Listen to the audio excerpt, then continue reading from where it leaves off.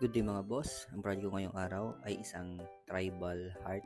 At ito ay lalagay sa legs po ng ating madam. Bali dito mga boss ay nagre-ready na po ako at ipi-place na po natin yung napiling design ng ating madam at dito po niya balak ipalagay sa kanyang lower legs dahil bagay naman po dito sa part na to kaya dito po napili ng ating madam. Bali mabilisan lang naman po itong design ng ating madam. Bali aabutin lang po siguro kami dito ng mga 1 oras. Natatagalan lang naman po kasi ako dahil sa pagposisyon ko sa camera ng cellphone ko kaya wala kasi akong kasama dito sa shop na nagtaga-video kaya medyo natatagalan ako minsan sa pagtatato dahil pinoposisyon ko pa po yung camera ng aking cellphone para makakuha po ako ng tamang anggulo.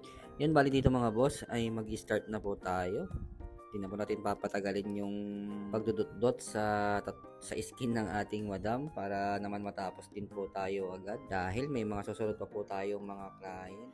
Yan, bali dito mga boss ay gumamit ako ng 5RL all the way na po yun hanggang matapos na po itong design ng ating madam. Hindi na pa ako gumamit ng mga iba pang makakapal na liner or RS dahil dito pa lang sa 5RL ay kayang-kaya na po niyang tapusin itong design na ito mga bossing.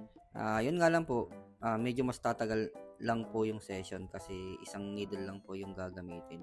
At sa mga magtatanong dyan kung maganda ba itong gamitin sa mga ganitong mga piece ay pwedeng-pwede naman po, nasa gumagawa na lang po yan kasi yung mga iba na gumagamit ng mga ganitong kaninipis na liner ay nasusugat po yung lalo na sa pagkukulay. Kaya alalay lang po sa pagbaon ng karayom at sa voltahe po ng machine na ginagamit nyo.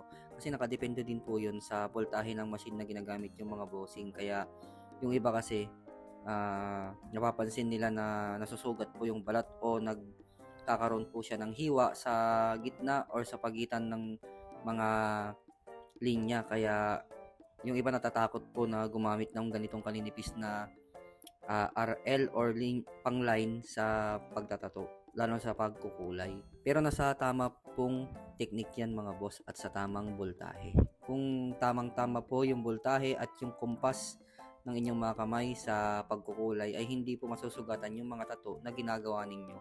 At mas gaganda pa po yung kakalabasan niyan basta maganda po yung pagkakahil at pagkakapasok ng ink dun sa balat. Kaya kung may natutunan man po kayo dito sa aking mga video ay magiging malaking tulong na po ito sa inyo mga bossing. Yan.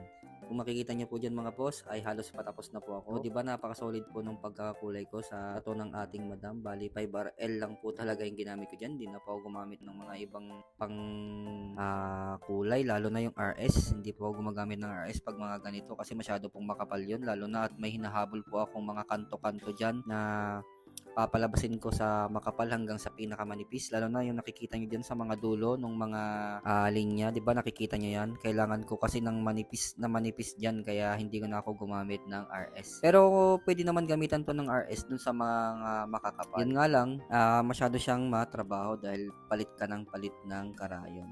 Tatanggalin mo yung isa tapos kasalpak ka ng isa, kaya mas maganda yung minsanan na lang para hindi natatagal yung trabaho tsaka hindi na rin siya magastos sa karayom kasi kayang-kaya naman siya ng isang karayom kaya hindi naman siya nagtitipid mga bossing kasi sanay ko din naman gamitin yung 5RL kapag ganitong mga saktuhan lang na design. Kayang-kaya naman yung tapusin at kulayan yung design na ginagawa, kaya para sa akin ay saktong-sakto na po ito at hindi naman po ako nahihirapan.